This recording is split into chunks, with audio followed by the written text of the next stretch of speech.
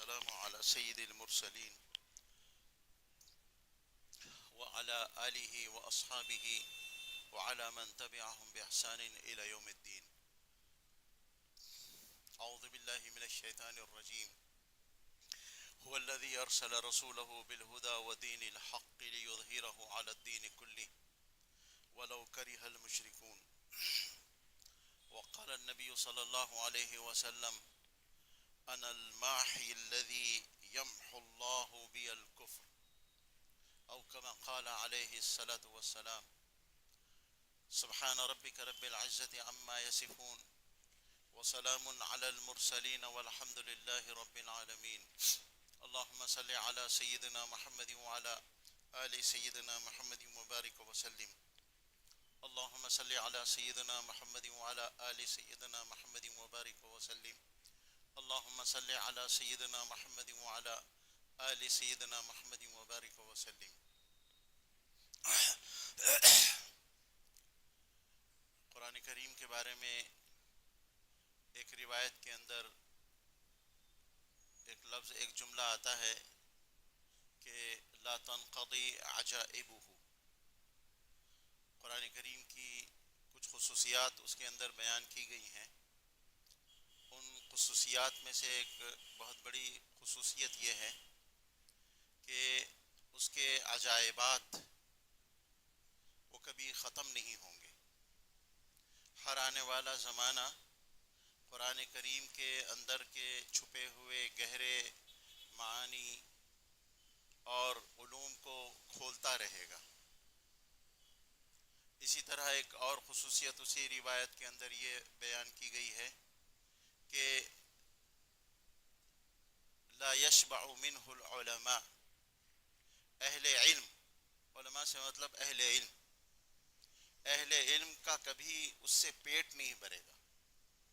ایسا نہیں کہ جو ہے بہت پڑھ لیے، بہت مطالعہ کر لیے، بہت ڈیپ اسٹڈی کر لیے اور بہت بڑا ریسرچ کرنے کے بعد میں اب اس ٹاپک کا چارم اور اس ٹاپک کے اندر گہرائی جو تھی اور جو جاذبیت اور جو اٹریکشن تھی وہ ختم ہو گئی.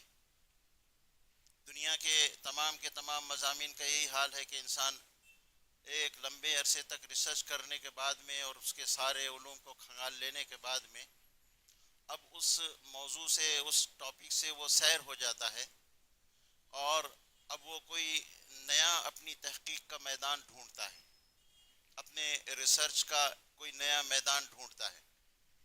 تو ایک پہچان اور ایک خصوصیت قرآن کریم کی یہ بیان کی گئی ہے کہ ریسرچ کرنے والے، تحقیق کرنے والے، پڑھنے والے، علم والے، مطالعہ کرنے والے، ان کا کبھی قرآن سے پیٹ نہیں بھرے گا.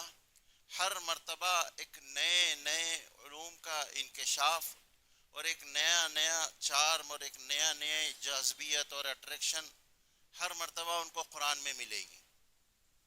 ایک سورہ فاتحہ ہے کہ اگر پوری زندگی بلا مبالغہ انسان پڑھتا رہے، لاکھوں لاکھ صفحات، ہزاروں ہزار صفحات پڑھ جائیے، لاکھوں لاکھ صفحات، اس کے بعد تشنگی اور پیاس بڑھتی ہے، کم نہیں ہوتی. یہ ایک قرآن کریم کی خصوصیت ہے. اور حضرت عائشہ صدیقہ رضی اللہ عنہا سے ایک دفعہ کسی نے پوچھا رسول اکرم صلی اللہ علیہ وسلم کے بارے میں کہ ما کان خلقہ، آپ کی سیرت کیسی تھی، کیا تھی؟ یعنی رسول اکرم صلی اللہ علیہ وسلم کی سیرت کے بارے میں پوچھا اس نے. تو حضرت عائشہ صدیقہ رضی اللہ عنہا نے بہت عجیب و غریب جواب دیا. فرمایا کہ کان خلقہ القرآن، آپ کی سیرت قرآن ہے. اگر کوئی سیرت النبی پڑھنا چاہتا ہے تو وہ قرآن پڑھے. قرآن کے اندر رسول اکرم صلی اللہ علیہ وسلم اس کو بالکل متحرک اور چلتے پھرتے اور آپ کی ایک پوری کی پوری زندگی کا مکمل ریکارڈ اور مکمل نقشہ وہ قرآن کریم میں دیکھ سکتا ہے. اس لیے بعض علماء نے عرب کے، ہمارے یہاں تو اس درجے چونکہ وہ ذوق بھی نہیں ہے اور وہ اردو کا اپنا ایک خاص مزاج ہے. بعض عرب علماء نے رسول اکرم صلی اللہ علیہ وسلم کی پوری سوانح حیات، سیرت النبی جس کو کہتے ہیں، صرف قرآن کی روشنی میں لکھی ہے. ایک فلسطینی بہت بڑے عالم گزرے ہیں دکتور عدا دروازہ کے نام سے. وہ انہوں نے دو زخیم جلدوں میں، جو بڑے سائز کی تختی ہوتی ہے، چھوٹی نہیں ہے، جو پرانی جو دیکھا ہوگا آپ نے پرانی کتابیں اتنے بڑے سائز کی ہوتی ہے، فل سائز کی، اس سائز کی زخیم ایسی کتاب دو جلدوں میں صرف رسول اکرم صلی اللہ علیہ وسلم کی زندگی قرآن اور قرآنی آیات کی روشنی میں لکھی ہے. السیرۃ النبویہ الصور المقتبسہ من القرآن الکریم، قرآن کریم سے اقتباس کی ہوئی، مقتبس کی ہوئی، نکالی ہوئی رسول اکرم صلی اللہ علیہ وسلم کی سیرت. اور وہ پچھلی صدی کی سیرت النبی پر لکھی جانے والی عظیم ترین کتابوں میں اس کا شمار ہوتا ہے. بعض عرب ملک کے حکمرانوں نے اور عرب بڑی بڑی تنظیموں نے اس کتاب کے 2.5 لاکھ 3 لاکھ نسخے چھپوا کر فی سبیل اللہ تقسیم کیے ہیں. قطر کی حکومت نے، میں جب ندوہ میں پڑھتا تھا، پوری دنیا کی بہت بڑی ایک سیرت کانفرنس ہوئی تھی ہمارے حضرت مولانا سید ابو الحسن علی ندوی رحمۃ اللہ علیہ کی صدارت میں. پوری دنیا سے ہر زبان کے بڑے بڑے اسکالرز آئے تھے اور کروڑا خرب روپیہ خرچ کیا تھا قطر کی حکومت نے اس وقت. یہ آج سے تقریباً 30 سال پرانی بات ہوگی. اس وقت اس کتاب کے 2.5 لاکھ نسخے حکومت نے چھپوا کر تقسیم کیے تھے. بعض کتابیں ہیں جن کو اللہ نے بڑی مقبولیت عطا کی ہے، جیسے ہمارے ہندوستان کے مولانا یوسف صاحب کاندہلوی رحمۃ اللہ علیہ، ان کی کتاب حیات الصحابہ کو اللہ نے پوری دنیا میں عجیب مقبولیت عطا کی ہے. لاکھوں لاکھ اس کے بھی نسخے چھپوا کر تقسیم کیے جاتے ہیں. تو رسول اکرم صلی اللہ علیہ وسلم کی سیرت کے بارے میں حضرت عائشہ صدیقہ رضی اللہ عنہا نے فرمایا کہ کان خلقہ القرآن، آپ کی سیرت قرآن تھی. تو اب وہ جو قرآن کی خصوصیات ہیں، وہی خصوصیات رسول اکرم صلی اللہ علیہ وسلم کی سیرت کی بھی ہیں. سیرت النبی بھی ایک ایسا سمندر ہے جس کا کوئی کنارہ نہیں. رسول پاک صلی اللہ علیہ وسلم کی حیات مبارکہ قرآن ہی کی طرح نہ اس کے عجائبات کبھی ختم ہوں گے، نہ اس کو پڑھ کر، اس کو سن کر، اس کے بارے میں جان کر کبھی بھی پڑھنے لکھنے والے اہل علم کبھی سیر نہیں ہوں گے. اس لیے انسانی تاریخ میں بلا مبالغہ جتنا ایک رسول اکرم صلی اللہ علیہ وسلم کی شخصیت پر لکھا گیا ہے، پوری انسانی تاریخ میں اتنا دنیا کی ہر زبان میں کسی پر نہیں لکھا گیا. یہ یعنی یہ جو خصوصیات ہے رسول اکرم صلی اللہ علیہ وسلم کی، ان خصوصیات میں سے ایک یہ خصوصیت ہے آپ کی، ایک فرد کی، آپ سوچیں کہ ایک فرد کی سوانح حیات، ایک فرد کی زندگی کے بارے میں لکھنا، اس میں کتنا آدمی لکھے گا؟ 2 5 10 20 30 25 جلدیں، 50 جلدیں، 100 جلدیں لکھ کر ایک زبان میں لکھنے کے بعد میں وہ مواد اس کا ختم ہو جائے گا. پھر اگلے لکھنے والے اسی کو نقل کرتے رہیں گے. لیکن انسانی تاریخ کے اندر واحد رسول اللہ صلی اللہ علیہ وسلم کی شخصیت ہے کہ جن کی ہستی پر اور جن پر پوری دنیا کی ہر زبان کے اندر اتنا لکھا گیا ہے، اس کے باوجود تشنگی اور پیاس باقی ہے. بولنے والوں نے جتنا رسول اکرم صلی اللہ علیہ وسلم کی حیات مبارکہ پر بولا ہے، اس کے باوجود تشنگی اور پیاس باقی ہے. ایسا نہیں کہ اب بولنے والے 1 سال بول دیے آپ کی سیرت پر، اب اگلے سال کیا بولیں گے. لکھنے والوں نے ایک کتاب لکھ دی، اب نیا آنے والا کیا لکھے گا. نہ لکھنے والوں کو سیری ہوتی ہے، نہ بولنے والوں کو سیری ہوتی ہے. جب جس موضوع پر، جس اینگل سے، جس نقطۂ نظر سے رسول اکرم صلی اللہ علیہ وسلم کی سیرت مبارکہ کو دیکھو تو ایک نئی دنیا اور ایک نیا عالم اور ایک ایسے عجائبات کی قدرت جو کبھی ختم نہیں ہوں گے. لا تنقضی عجائبہ ولا یشبع منہ العلماء، علماء اہل علم اس سے کبھی سیر نہیں ہوتے. جب پڑھو ایک نئی لذت، ایک نئی دریافت، ایک نیا پن، ایک انوکھا پن، ایک اچھوتا پن. نہ اس کے اندر میں کبھی بوسیدگی آتی ہے، نہ کبھی پرانا پن آتا ہے، نہ کبھی اس کے اندر میں تکرار کی ایک قسم کی اکتاہٹ آتی. کتنے سالوں سے جو پڑھنے والے، مثال کے طور پر میں ایک ہوں آپ کے سامنے، سیرت النبی میں سمجھتا ہوں کہ میں 35-40 سال سے پڑھ رہا ہوں، لیکن ہر مرتبہ ہر سال ایک نیا عالم منکشف ہوتا ہے. کبھی ایک موضوع پر پڑھو میں تو میرا رہ ہی جاتا ہے. میں نے ایک دفعہ ایک موضوع پر مطالعہ کرنا شروع کیا کہ رسول پاک صلی اللہ علیہ وسلم کی شخصیت پر، آپ کی محبت میں، آپ کی فدائیت پر دنیا کے شعراء نے کیا لکھا ہے. ایک ایسا موضوع ہے کہ میں سمجھتا ہوں کہ ہزار صفحے صرف اردو اور فارسی کی شاعری پر اگر لکھ دیے جائیں تو بھی ناکافی ہے. جو اشعار جمع کیا ہوں میں نے، کبھی موقع ملے گا شاید تو بتاؤں گا. پھر کبھی ایک موقع ملا، ایک نئی دریافت ہوتی ہے. ایک میں نے پچھلے جمعہ وہاں دوسری مسجد میں بتایا تھا کہ ایک رومانیہ کا ایک شخص تھا، وہ آرتھوڈاکس پادری تھا، دنیا کی کئی زبانیں جانتا تھا اور بڑا بریلینٹ، بڑا قابل انسان تھا. وہ ایک زمانے میں رومانیہ کا سفیر بھی رہ چکا تھا اور دوسری جنگ عظیم بھی اس نے لڑی تھی، اور بہت اس کی علمی سرمایہ اس کا بہت ہے.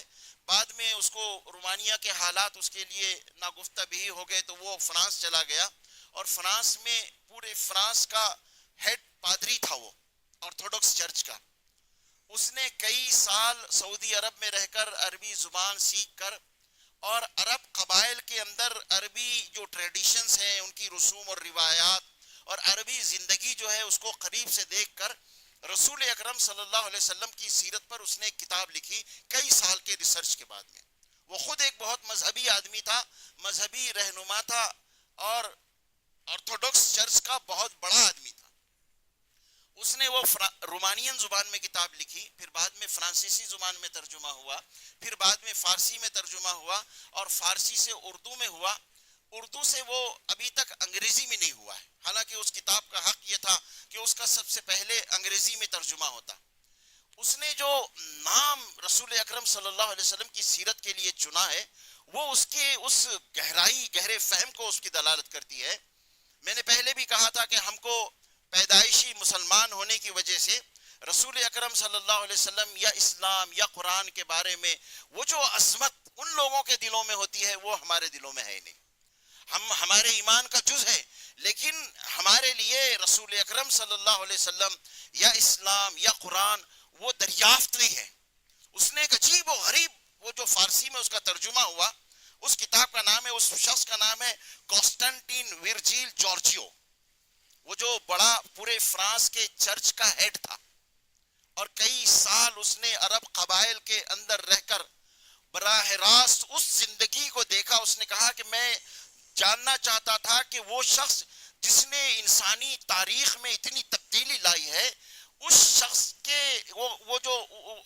کے ٹریڈیشنز کیا تھے، ان کی زندگی، عربوں کی رسوم اور روایات اور عربوں کی زندگی کیا تھی. میں اس زندگی کو گہرائی سے دیکھنا چاہتا تھا جو زندگی محمد نے گزاری ہے صلی اللہ علیہ وسلم. ہم کو کبھی اس بات کا احساس نہیں ہوا کہ ہم احادیث کو ایسی گہرائی کے ساتھ پڑھیں کہ ہم کو رسول اکرم صلی اللہ علیہ وسلم کی ان مجلسوں میں ہم وہ پہنچ جائے احادیث پڑھتے پڑھتے. ایک عیسائی پادری کو یہ خیال پیدا ہوا فرانس میں بیٹھ کر کہ وہ شخص اس لیے کہ کہا کہ میں دیکھا کہ دنیا کے اندر محمد ایک فرد واحد نہیں تھے صلی اللہ علیہ وسلم، بلکہ محمد کی تاریخ صلی اللہ علیہ وسلم پوری انسانیت کی تاریخ ہے. آپ نے ایک گلوبل چینج کیا ہے، عالمی تبدیلی آئی ہے آپ سے. دنیا کے بڑے بڑے جتنے اسکالرز، بڑے بڑے رہنما، بڑے بڑے مذہبی پیشوا آئے تو ان کی زندگی اور تعلیمات کے اثرات ملکوں پر یا علاقوں پر یا ایک زمانے تک رہے. اس کے بعد میں ان کی شخصیت کا چارم اور تاثیر ختم ہو گئی. لیکن میں نے دیکھا کہ 1300 سال گزر گئے ہیں، ایک شخص کی اثر انگیزی بڑھتی ہی جا رہی ہے، ختم نہیں ہوتی ہے. ایک شخص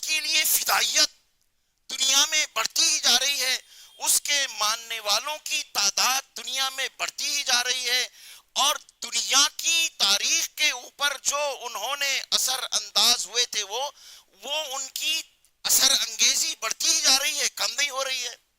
تو مجھے یہ احساس ہوا کہ یہ کوئی جادوگر یا کوئی اور عام سا انسان نہیں ہے، یہ کوئی ہے، کوئی چیز ہے۔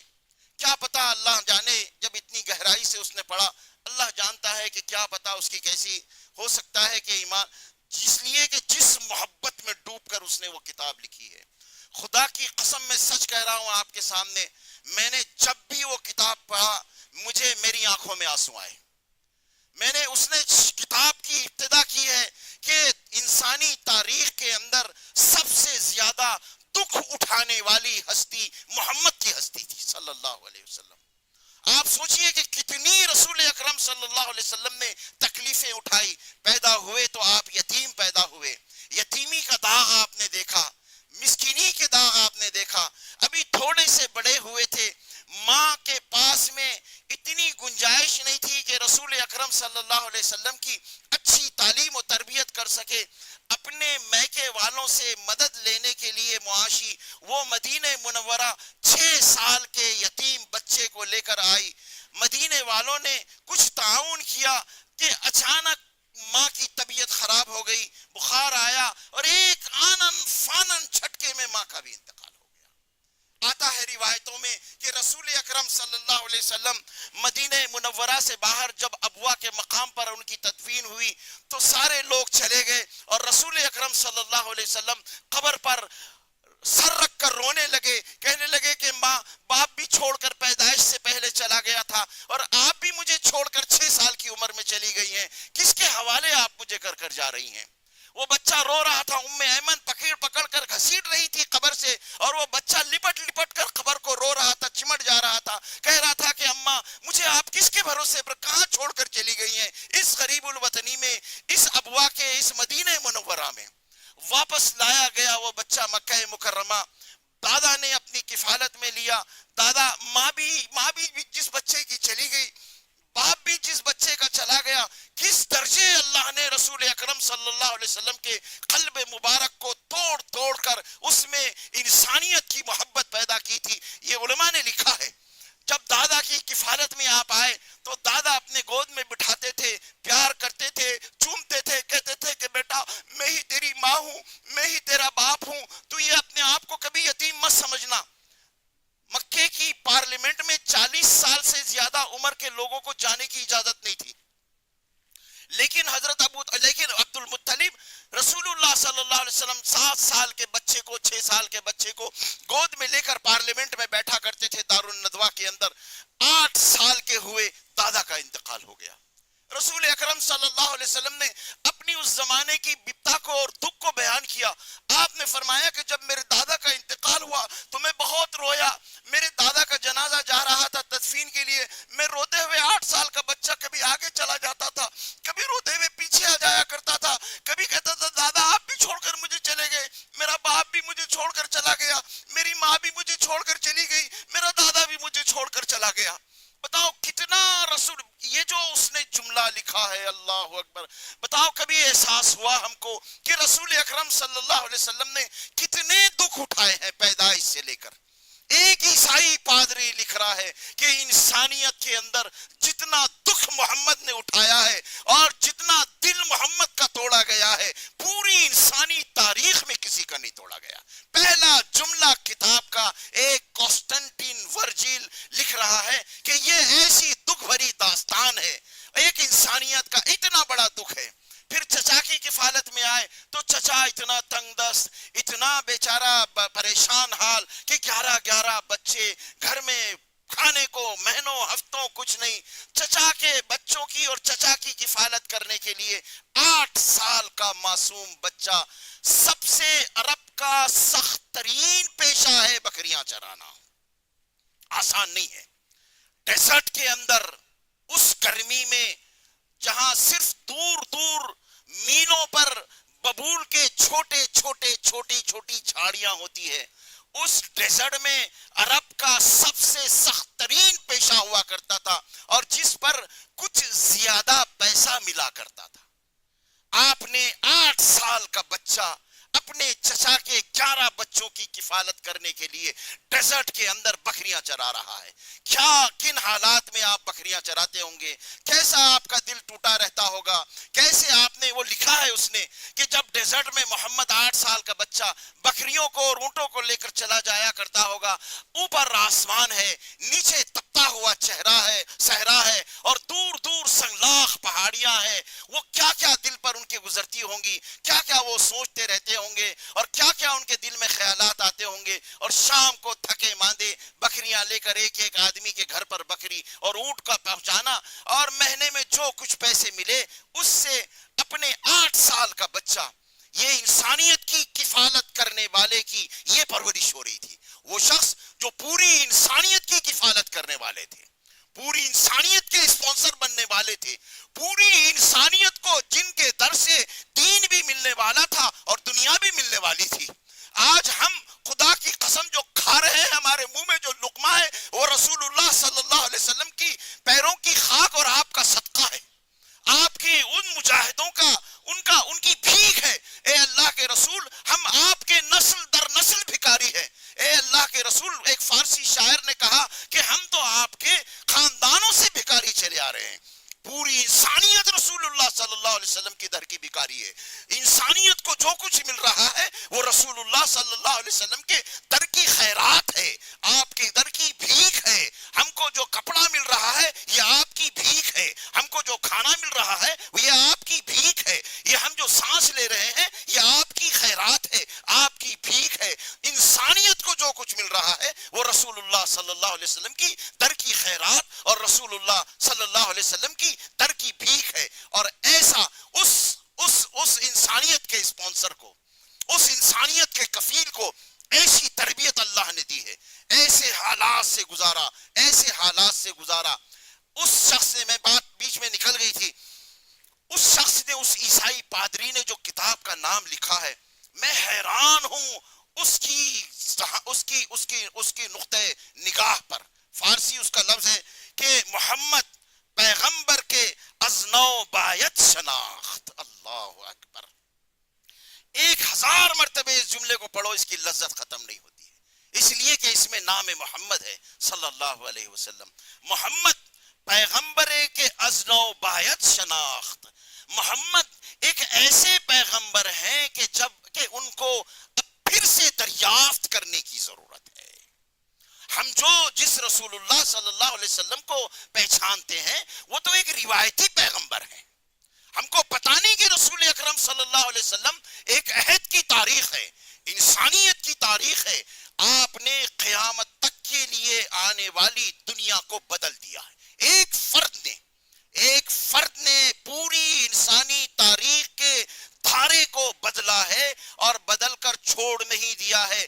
ابھی بھی تاریخ کے اوپر ایسے ہی اثر انداز ہے جیسے آج سے 1500 سال پہلے, اس وقت جب آپ مدینہ منورہ میں اور مکہ مکرمہ میں تھے. اور آج بھی جیسے اس وقت جو دیکھ لیتا تھا وہ متاثر ہوئے بغیر اور اپنی جان آپ کے ہاتھ میں دیے بغیر رہ نہیں سکتا تھا. آج بھی خدا کی قسم رسول اللہ صلی اللہ علیہ وسلم کی شخصیت اور آپ کی حیات کے اندر وہی جاذبیت اور وہی کشش ہے کہ جو آپ کو اگر دیکھ لے گا, ہم حائل ہیں آپ کے بیچ میں, ہم جیسے بدنصیب لوگ حائل ہیں, ہم اگر بیچ میں سے ہٹ جائیں گے نا, تو اگر وہ روشن چہرہ, وہ دمکتا ہوا چہرہ جب انسانیت کے سامنے آئے گا تو انسانیت پکار اٹھے گی, ایک ذرا انسان کو بیدار تو ہونے دو, ایک ذرا انسان کو بیدار تو ہونے دو. ہر قوم پکارے گی ہمارے ہیں محمد صلی اللہ علیہ وسلم, ہر قوم کہے گی کہ ہمارے ہیں.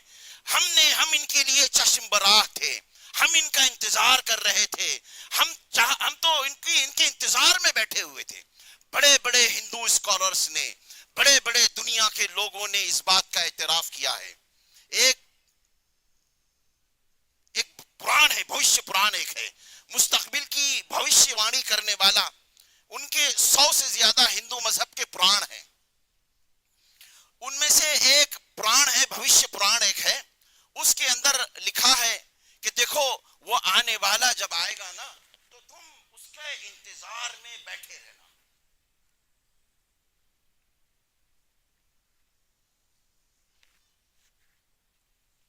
یعنی اس درجے رسول اللہ صلی اللہ علیہ وسلم نون اور معروف تھے کہ نام لینے کی ضرورت نہیں تھی, وہ کہہ دیتے تو بس کافی ہوا کرتا تھا.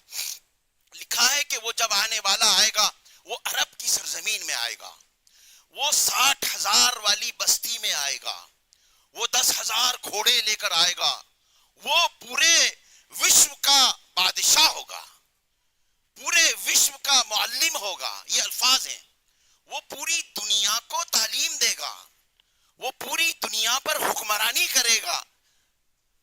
وہ جب آئے گا 10,000 گایوں کو لے کر 10,000 گایوں کو لے کر آئے گا, 313 اس کے ساتھ میں گھوڑے رہیں گے. اور جب وہ آئے گا نا تو اس کے بعد میں اس کو قبول کرنے میں دیری مت کرنا, اور دیکھو اپنی اگلی نسلوں کو یہ یاد دلاتے رہنا کہ دیکھو ہم ان کے انتظار میں بیٹھے ہیں, وہ آنے والے ہیں.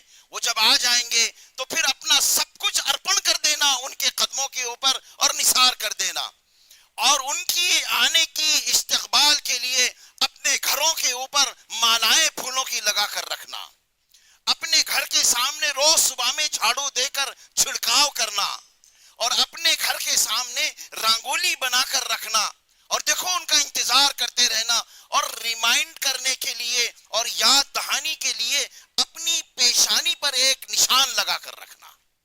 یہ محمد الرسول اللہ صلی اللہ علیہ وسلم کا ریمائنڈر تھا. اس کو شیاطینی طاقتوں نے شرک کا نشان بنا لیا, ورنہ خود ان کی کتابیں کہہ رہی ہیں کہ یہ محمد الرسول اللہ کا ریمائنڈر ہے.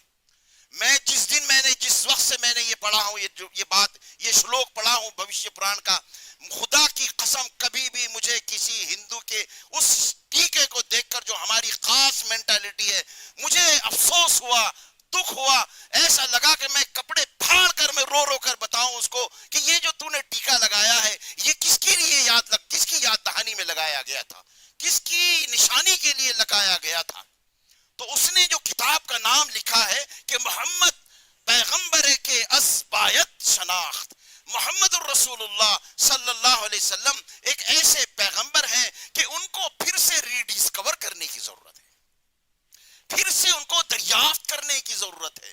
اور جس پہلو سے ان کی سیرت کا مطالعہ کرو, میں نے بتایا تھا پچھلے جمعہ کہ 1000 سال تک رسول اکرم صلی اللہ علیہ وسلم کے دنیا سے تشریف لے جانے کے تقریباً 150 سال کے بعد میں جب اسلام پھیلتے پھیلتے یورپ کی بارڈر تک پہنچ گیا, اور ادھر رشیا تک, اور ادھر اسپین, اور دور دور تک دنیا کے ملکوں میں, تو وہ جو متعصب لوگ تھے انہوں نے, ان میں سے کسی ایک شخص نے تقریباً رسول اللہ صلی اللہ علیہ وسلم کی دنیا سے تشریف لے جانے کے 150 سال بعد ایک کتاب لکھی سیرت کی.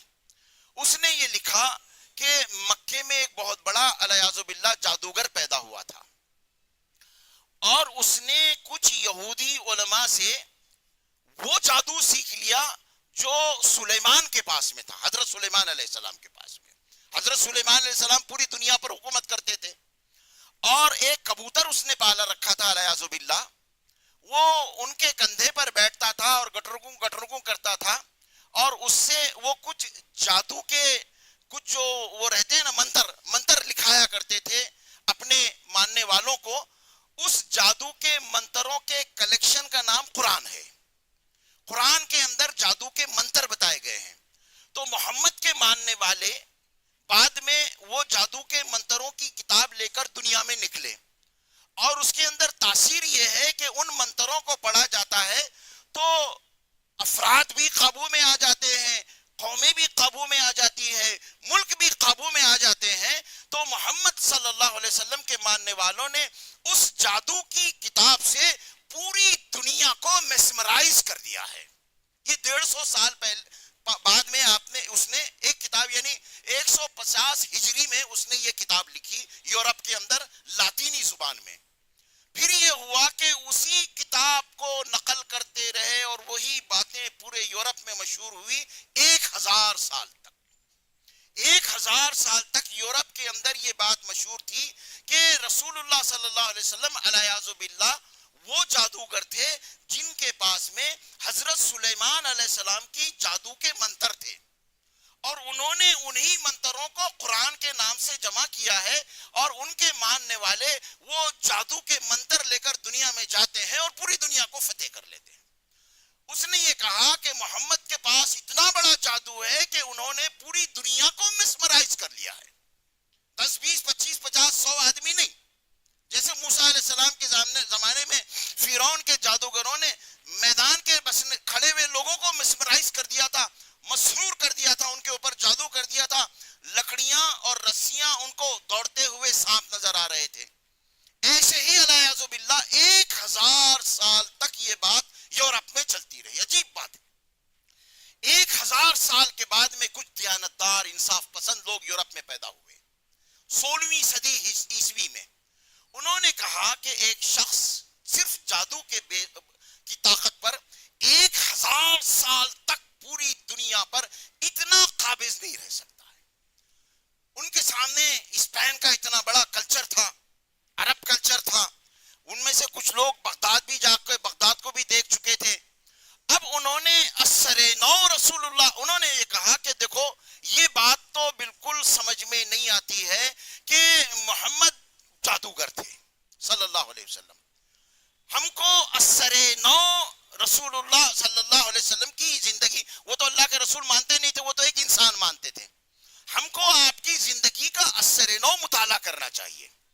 اب انہوں نے عربی زبان سیکھ کر رسول اللہ صلی اللہ علیہ وسلم کی سیرت کا اور قرآن کا اور اسلام کا دیانت دارانہ اور انصاف پسند مطالعہ کیا، اور اس کے بعد میں تقریباً 17ویں صدی سے یورپ کے مختلف زبانوں کے اندر اسلام پر، قرآن پر اور پیغمبر اسلام پر انصاف پر مبنی کتابیں لکھی جانی شروع ہوئی.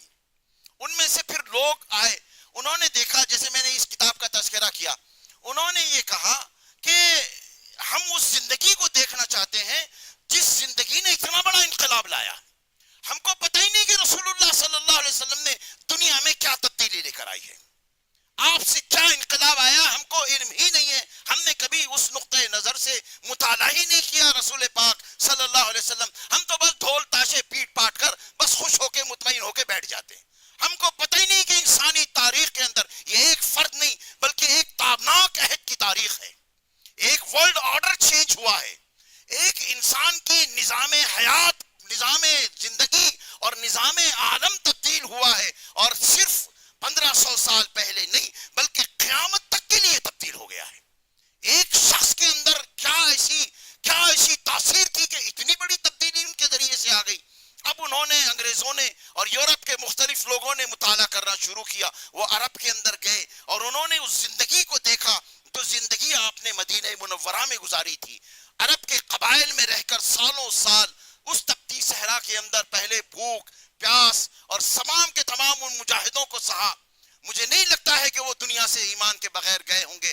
ایسی چارمنگ ہستی کو جنہوں نے دیکھا ہوگا، وہ ان میں سے بہت سے ایسے لوگ تھے مسلمانوں کا بھیس اختیار کر کے آئے، حج کیا انہوں نے، وہ مدینہ منورہ میں رہے، مکہ مکرمہ میں رہے، مہینوں سالوں رہے، اور انہوں نے دیکھا کہ ہم جاننا چاہتے تھے کہ وہ کون سی زندگی تھی جو محمد الرسول اللہ صلی اللہ علیہ وسلم نے گزاری تھی. ایک یورپ کا، ایک اسپین کا بہت بڑا، اسپین کے جینیس ترین لوگوں میں اس کا شمار ہوتا ہے، اس کا نام ہے الفینسو دا لا مارتین. ایک فرانسیسی شخص ہے جو 18ویں صدی کے جینیس ترین لوگوں میں شمار ہوتا ہے. اس کا ایک جملہ، اس نے رسول اللہ صلی اللہ علیہ وسلم کی سوانح حیات، آپ کی سیرت کی اس نے اسٹڈی کی. اس کے ایک جملہ اس نے لکھا ہے، بہت مشہور جملہ ہے، اکثر نقل کیا جاتا ہے. اس نے کہا کہ if greatness of purpose، اگر مقصد کی عظمت، مقصد جو رسول اللہ صلی اللہ علیہ وسلم کا پوری انسانیت کو دنیا اور آخرت کی کامیابی کی زندگی دینا ہے، کسی ملک، کسی قبیلے، کسی فرد اور کسی قوم کے لیے نہیں تھے. آپ رحمت للعالمین تھے، پوری انسانیت قیامت والی.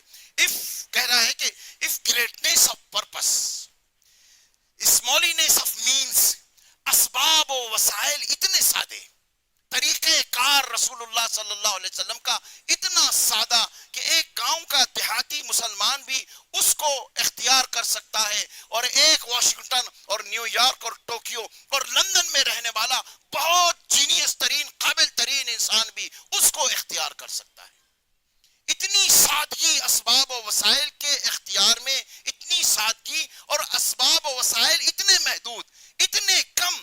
رسول اللہ صلی اللہ علیہ وسلم کے پاس میں کام پورے عالم کا، کام قیامت تک کی انسانیت کا، اور اسباب و وسائل کیا، اور افراد کیا، اور آپ کے پاس میں ظاہری کوئی چیز نہیں. اللہ کو اپنی طاقت کا اظہار بتانا تھا، اور فرمایا کہ اینڈ آؤٹ اسٹینڈنگ ریزلٹس، اور اتنے حیران کن نتائج، ایسے حیران کن نتائج. اگر یہ کسی انسان کی شخصیت کی عظمت کو جانچنے کے پیمانے ہیں، کہتا ہے کہ ایک تو مقصد کی عظمت، میں نے بتایا جیسے مقصد رسول اللہ صلی اللہ علیہ وسلم کا پوری انسانیت اور قیامت تک کی انسانیت، اور اسباب و وسائل اتنے محدود، اور طرز کار اور طریقہ کار اتنا سادہ، اور نتائج اتنے حیران کن کہ آپ کی زندگی کے اندر پورے جزیرے عرب کے اندر ٹوٹل چینج آ چکا تھا، اور آپ کی دنیا سے تشریف لے جانے کے 10 سال کے اندر حضرت عمر رضی اللہ عنہ کی خلافت میں، اس لیے کہتے ہیں کہ حضرات شیخین کی خلافت، یعنی حضرت ابو بکر و حضرت عمر کی خلافت رسول اللہ صلی اللہ علیہ وسلم کی مشن اور آپ کی شخصیت کا جز ہے اور ایکسٹینشن ہے. جو آپ کو کافر کہتا ہے، اسی بنیاد پر بھی وہ اسلام سے خارج ہے.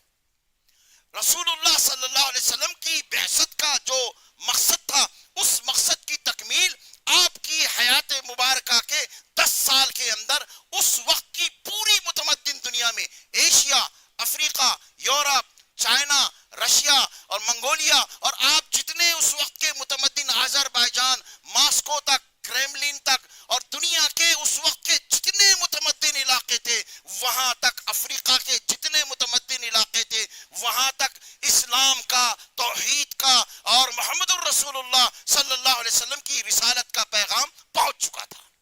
10 سال کے اندر نہ کوئی ہوائی جہاز، نہ کوئی ٹرین، نہ کوئی بس، کسی قسم کے کوئی اسباب و وسائل نہیں. ایک حیران کن، فرانس کی بارڈر تک مسلمان پہنچ گئے تھے، اسپین تک پہنچ چکے تھے، اٹلی تک پہنچ چکے تھے، سسلی کے جزیرے میں پہنچ چکے تھے، اور ادھر کریملین اور ماسکو تک اور چائنا تک اور رشیا کے آخری حدود تک اور دنیا کے آخری حدود تک مسلمان اور محمد الرسول اللہ کا پیغام 10 سال کے اندر پہنچ چکا تھا.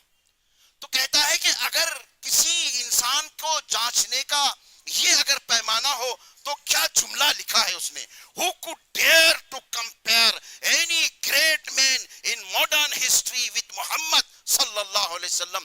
کون جرات کر سکتا ہے محمد الرسول اللہ کا مقابلہ کرنے کی انسانی تاریخ کے اندر، اس لیے کہ یہ تینوں کرائیٹیریا اپنے پورے کمال کے ساتھ میں پوری انسانی تاریخ میں صرف محمد الرسول اللہ صلی اللہ علیہ وسلم پر منطبق ہوتے ہیں. پوری انسانی تاریخ کے اندر کوئی ایسا گزرا نہیں ہے کہ اس درجے عظمتوں کے ساتھ میں اور اس درجے اثر انگیزی کے ساتھ میں اتنی عظیم طاقت ہم کو اللہ نے دی ہے. ہمارے پاس میں محمد الرسول اللہ صلی اللہ علیہ وسلم کی طاقت ہے، ہمارے پاس میں قرآن کی طاقت ہے، ہمارے پاس میں اسلام کی طاقت ہے، اور اس وقت کے حالات صرف اس ناقدری کی سزا میں مل رہے ہیں. ہم مجرم ہیں، ہم نے رسول اللہ صلی اللہ علیہ وسلم کا تعارف انسانوں کو نہیں کروایا ہے. قیامت میں ہم سے پوچھا جائے گا ہم پر جو حالات آ رہے ہیں، ہماری شناخت اسی وجہ سے چھینی جا رہی ہے. اللہ کہہ رہا ہے کہ تمہاری شناخت محمد الرسول اللہ سے تھی، تمہاری سٹیزن شپ محمد الرسول اللہ سے تھی، تمہاری شہریت محمد الرسول اللہ سے تھی، اور تم نے اپنی شناخت کو جب چھوڑ دیا، اپنی اس مدنی شہریت کو جب چھوڑ دیا، تو اب تمہارے اوپر نئے نئے قانون لائے جائیں گے، تمہاری شناخت، تم پر این آر سی کا عذاب مسلط کیا جائے گا، تم پر سی اے بی کا عذاب مسلط کیا جائے گا، تمہاری شناخت کو چھینا جائے گا، تمہارے وجود کو مٹایا جائے گا، اس لیے کہ تم دنیا کے اندر پیدا ہوئے تھے محمد الرسول اللہ کی پہچان لے کر، تم نے اپنی اس پہچان کو کھو دیا، اب اللہ ہر پہچان کو ہمارے مٹائے گا۔ یہ ہم کو سزا ہے، ہم کو سزا ہے کہ ہم نے محمد الرسول اللہ صلی اللہ علیہ وسلم کا تعارف دنیا کے سامنے ناچنے گانے والے اور لچوں اور لفنگوں کی شکل میں کیا۔ ہم دنیا کے سب سے بڑی مجرم قوم ہے، ہم نے یہ دنیا کو بتایا کہ محمد الرسول اللہ ایسا ڈی جے بجایا کرتے تھے، محمد الرسول اللہ الیاذ باللہ ثم الیاذ باللہ ثم الیاذ باللہ، میرے منہ پر خاک اور میرے منہ میں خاک اور میرے منہ پر مٹی، میں بول نہیں سکتا ہوں ہم نے جو تعارف کیا ہے رسول اللہ صلی اللہ علیہ وسلم کا دنیا کے سامنے، اس لیے اللہ ہماری شناخت کو مٹا رہا ہے۔ دنیا کے اندر بہت جلد فیصلے ہونے والے ہیں، بہت لوگ تسلی دے رہے ہیں، کہہ رہے ہیں کہ مت ڈراؤ مت ڈراؤ، کیا کرو اور سلاؤ، اور کہو کہ ہاں اور جیسی جانوروں جیسی زندگی گزارتے ہیں گزارو، اور جیسی ناہنجار زندگی گزارتے ہیں گزارو، کوئی تمہارا بگاڑ نہیں سکتا۔ بگاڑنے کا وقت آ چکا ہے، بگاڑنے کا زمانہ شروع ہو چکا ہے، اور اب اللہ نے لگام کھینچنی شروع کر دی ہے۔ اب بہت زیادہ انتظار اللہ اب نہیں کرنے والا ہے۔ اب جتنی زندگی اپنی جلدی بدلیں گے اور ہم جتنے رسول اللہ صلی اللہ علیہ وسلم سے جڑ جائیں گے اتنے ہی ہمارے بچنے کے امکانات ہیں۔ ہماری پہچان، ہماری شخصیت، ہماری زندگی کا مقصد محمد الرسول اللہ صلی اللہ علیہ وسلم کی پہچان اور آپ کی شخصیت اور آپ کا تعارف ہے۔ ہم نے آپ کو بدنام کیا ہے، ہماری غصے نے، ہماری جہالت نے، ہمارے گالی گلوچ نے، ہماری محلوں کی گندگی نے، ہماری جہالت نے، ہماری پسماندگی نے، ہماری پستی نے رسول اللہ صلی اللہ علیہ وسلم کی اس تابناک سیرت کے اوپر داغ اور دھبا لگایا ہے۔ ذمہ دار 100% ہم ہیں، اور اب ان کی سزائیں ملنا شروع ہو چکی ہیں۔ دیکھنے والے دیکھ رہے ہیں کہ رسول اللہ صلی اللہ علیہ وسلم اپنے اس عالم مبارک کے اندر بار بار گڑ گڑا کر اس امت کے لیے پھر ایک موقع دیے جانے کی دعائیں کر رہے ہیں، لیکن آسمانی دنیا سے جواب آ رہا ہے کہ میرے پیارے تجھ کو انہوں نے بہت بدنام کر دیا ہے، اب میں ان کا انتظار نہیں کر سکتا ہوں۔ تیرے لیے یہ ایسی ایسی ایسی عظیم الشان ہستی ہے، کیا چارم ہے رسول اللہ صلی اللہ علیہ وسلم کی شخصیت میں، آپ کی ایک ایک سنت کے اندر ایک جاذبیت ہے، ایک کشش ہے، آپ کی تعلیمات میں، آپ کے تذکرے میں، آپ کے نام میں۔ آپ کا نام اللہ نے ایسا چنا ہے کہ انسانی تاریخ میں کسی کا نام نہیں، محمد نام ہے صلی اللہ علیہ وسلم، وہ شخص جس کی بہت تعریف کی گئی ہے۔ محمد کا ترجمہ کیا ہوتا ہے؟ جس کی بہت تعریف کی گئی ہے، تعریف ہزاروں سال سے تعریف کی جا رہی ہے۔ آپ دنیا میں نہیں آئے تھے، آپ کی تعریف ہوتی تھی، ہندو مذہب میں آپ کی تعریف، عیسائی مذہب میں آپ کی تعریف، یہودی مذہب میں آپ کی تعریف، بدھ مذہب میں آپ کی تعریف، چائنی مذہب میں آپ کی تعریف، دنیا کے اندر چپے چپے میں جن کی تعریف ہوئی، پھر جب جو دنیا میں آئے تو پوری دنیا کے اندر آپ کی تعریف ہوئی۔ آسمانوں میں تہلکہ مچ گیا، آسمانوں میں شیاطین نے کہا کہ کیا ہوا، کیا تبدیلی آئی، ذرا دیکھو۔ آتا ہے جب رسول اللہ صلی اللہ علیہ وسلم کی بعثت ہوئی تو آسمانی دنیا کے اندر یعنی پورا یونیورسل سسٹم چینج ہو گیا۔ شیاطین کہنے لگے کہ یہ کیا تبدیلی آئی ہے، دیکھو۔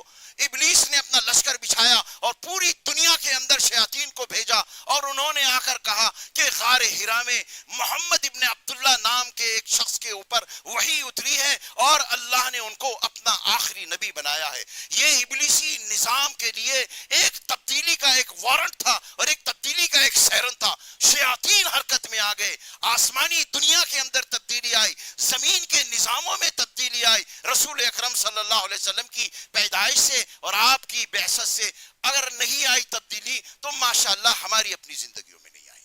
اللہ کرے کہ ہم کو اپنی زندگیوں کے اندر تبدیلی لانے کا موقع ملے۔ میں انشاءاللہ اگر موقع رہا تو آئندہ ہفتے میں رسول پاک صلی اللہ علیہ وسلم کی محبت میں جو شعراء نے کچھ کلام کیے ہیں میں وہ تو سب سنا نہیں پاؤں گا، لیکن بڑے محبت بھرے اشعار کے ہیں۔ جب پڑھو ایک لذت اور ایک عجیب محبت، روئے روئے میں رسول اللہ صلی اللہ علیہ وسلم کی محبت جیسے دوڑ جاتی ہے، اس کا نشہ ایک سرشار ہو جاتا ہے، ایسے ڈوب ڈوب کر شاعروں نے رسول اللہ صلی اللہ علیہ وسلم کے دربار عظمت، اس پر عظمت دربار میں اپنی عقیدت کا، اپنی محبت کا نذرانہ پیش کیا۔ ایک کتاب کبھی موقع ملا تو آپ پڑھیے گا، ہمارے حضرت مولانا علی میاں صاحب رحمۃ اللہ علیہ کا ایک کتاب ہے، چھوٹی سی کتاب ہے، اس کتاب کے اندر رسول اللہ صلی اللہ علیہ وسلم کے اس پر عظمت دربار کا ہمارے حضرت مولانا علی میاں صاحب نے نقشہ کھینچا ہے۔ میرے ذہن سے اس وقت نام نکل گیا، آئندہ جمعے میں اگر یاد رہے گا تو انشاءاللہ اس کتاب کو، چھوٹی سی کتاب ہے، بڑے بڑے بادشاہ آ رہے ہیں آپ کے دربار میں، ایک عرب کے، آپ یہ ایک عام انسان جیسے آپ نے زندگی کو شروع کیا تھا، دنیا کے بڑے بڑے بادشاہ آ رہے ہیں، اسپین کے بادشاہ آ رہے ہیں، ترک کے بادشاہ آ رہے ہیں، مغل بادشاہ آ رہے ہیں، اور سب اپنا تاج اتار کر آپ کے قدموں میں رکھ رہے ہیں اور کہہ رہے ہیں کہ محمد الرسول اللہ آپ کے قدموں کا صدقہ ہے کہ اتنے بڑی مملکت کے اوپر آج ہم حکومت کر رہے ہیں، اتنی بڑی امپائر ہماری رشین ہماری عثمانی امپائر ہے، اتنا بڑا مغل امپائر ہے، اتنی بڑی یہ امپائر ہے، بڑے بڑے بادشاہ، بڑے بڑے رئیس، بڑے بڑے فقراء اور بڑے بڑے علماء اور بڑے بڑے اسکالرز آ رہے ہیں اور اپنی تمام کی تمام خدمات کو آپ کے مبارک قدموں میں رکھ رہے ہیں اور رکھ کر کہہ رہے ہیں کہ یا رسول اللہ یہ سب آپ کا صدقہ ہے، سب آپ کی دین ہے، سب آپ کی عطا ہے، آپ ہی کے نام پر۔ کہتے ہیں کہ شاہ جہاں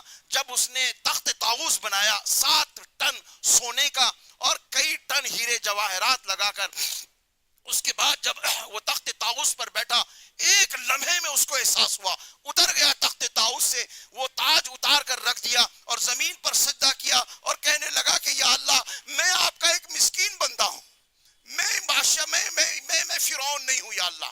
کہتے ہیں کہ حضرت مجدد الفسانی رحمت اللہ علیہ کے پاس میں جب یہ بات پہنچی تو انہوں نے کہا کہ اگر کل اللہ میری عزت رکھ لے گا اور میرے لیے جنت کا فیصلہ کرے گا تو انشاءاللہ شاہ جہاں کو لیے بغیر جنت میں نہیں جاؤں گا۔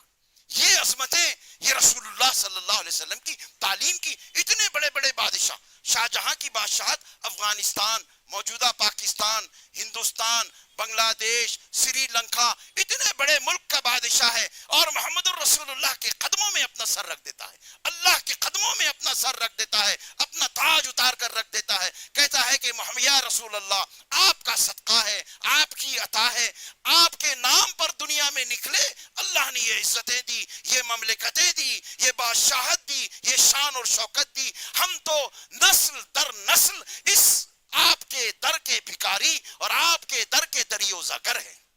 رسول اللہ صلی اللہ علیہ وسلم کی عظمتوں کو دریافت کرنے کی ضرورت ہے، آپ کی دنیا کے اوپر آپ کی جو تاثیر ہے اس کو دریافت کرنے کی ضرورت ہے۔ وآخر دعوانا ان الحمدللہ رب العالمین۔